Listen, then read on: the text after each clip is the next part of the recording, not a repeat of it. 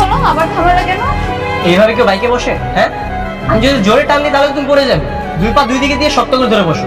আরে বাবা, আমি কি কখনো বাইকে চড়ছি নাকি? আমি এত নিয়ম কানুন জানি না। চলো নাই, ঠিক আছে, ওঠো, শক্ত করে বসবো। আর আমি জোরে টান দিলে যদি পরে হাত পা ভেঙে যায়, আমার কিন্তু কিছু করার নেই, আমি কিন্তু দায়ী থাকবো না। দায়ী না মানে? যাত্রী যদি কিছু হয় সম্পূর্ণ দায়ভার কিন্তু ড্রাইভারের উপর পড়ে। এই যে ম্যাডাম শুনেন, আমি আপনার আর আপনার বাবার বেতনভুক্ত ড্রাইভার, ঠিক আছে? আমি আমার ইচ্ছে মতো বাইক চালাবো।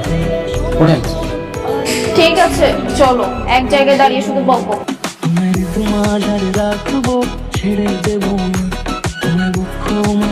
আচ্ছা, আমরা বাজার আসলাম কেন? আরে সারা জীবন তো ঘরে বসে বসেই খেয়ে গেলে, এগুলো কোন বাজার থেকে কিনতে হয়, কিভাবে কিনতে হয় সেটা কি জানো? না, আমার পাশে তো টুটুল কাকা বাজার করে। এই টুটুল টাকার ভরসায় কয়দিন থাকবে? তোমার নিজেরও তো বাজার করা শিখতে হবে, তাই না?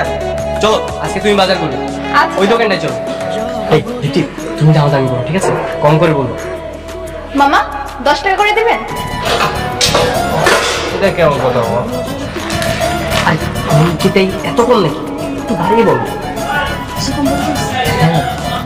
মামা 50 টাকা করে দিবেন? 50 টাকা কয় কেজি?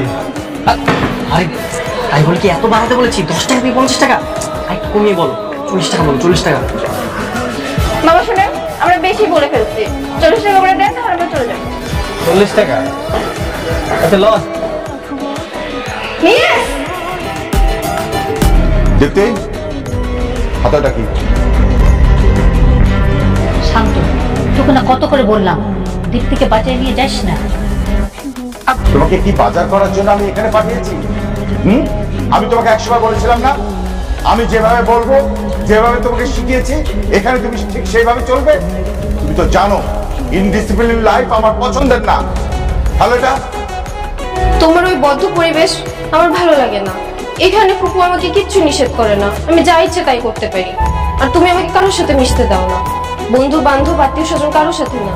আমার ফুপুদের বাসাতেই ভালো লাগে, আমি ফুপুদের সাথেই থাকি। ও তো ঠিকই বলছে, বাড়িতে গিয়ে তো রোবট হয়েই থাকবে। আমি তোকে মেয়ের মতোই ভালোবাসবো। ও কি কখনো মায়ের ভালোবাসা পেয়েছে? আপনি তো সবসময় টাকা পয়সা ব্যবসা বাণিজ্য নিয়েই ব্যস্ত থাকেন, টাকা ছাড়া তো আপনি কিছুই চিনেন না। তোমার এখানে মেয়েটাকে পাঠানো আমার ভুল হয়েছে।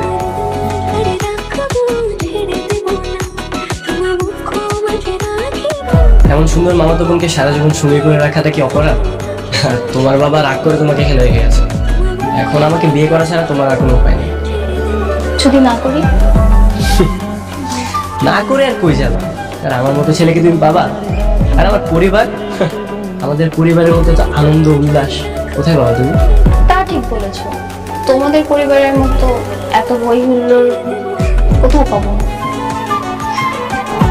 তাহলে আই লাভ ইউ বলো। বলবো না, তুমি বলো। আচ্ছা ঠিক আছে, I love you. I love you. ভাইজান, দীপ্তি ওই দিন আপনার মুখের উপর অনেক কথা বলেছিল, বুঝতে পারিনি। এখনো অনেক ছোট, কিছু মনে করবেন না আপনি। দীপ্তির কথায় আমি কিছুই মনে করিনি। ও যা বলেছে ঠিক কথাই বলেছে। ওকে আমি ছোটবেলা থেকে এমন নিয়ম শাসনের মধ্যে বড় করেছি, ও আনন্দ কি জিনিস সেটাই বুঝতে পারিনি কোনোদিন। সব ঠিক হয়ে যাবে ভাইজান। আচ্ছা, আমি যদি শান্তর সাথে আমার মেয়ের বিয়ের ব্যবস্থা করি, মানে বিয়ে দিতে চাই, তোমার কি আপত্তি আছে? কি বলেন ভাইজান? সত্যি শান্তর সাথে দীপ্তির বিয়ে দিবেন? তাহলে তো খুব ভালো হবে। দীপ্তি আমার ছেলের বউ না, আমার মেয়ে হয়ে থাকবে আমার কাছে। আলহামদুলিল্লাহ। দীপ্তি, তুমি এখানে? আমি তোমাকে সারা বাড়ি খুঁজে বেড়াচ্ছি। কি ব্যাপার, তোমাকে খুব খুশি খুশি মনে হচ্ছে যে? কারণ তো একটা আছে। কি শুনি? মামা কল করেছিল, মামা আমাদের বিয়ের ব্যাপারে রাজি হয়ে গেছে। কি বলো, সত্যি? হ্যাঁ সত্যি, মায়ের সাথে একটু আগে কথা বলছিল, তখনই তো আমি শুনেছি। চলে যাচ্ছ কেন? আমার লজ্জা লাগছে। আরে কিসের লজ্জা? তুমি বুঝবে না, মেয়েদের বিয়ের কথা শুনলে একটু একটু লজ্জা লাগে। আরে আজব, লজ্জার কি আছে? কুলে কুলে মাগো পায়রা না ধুলি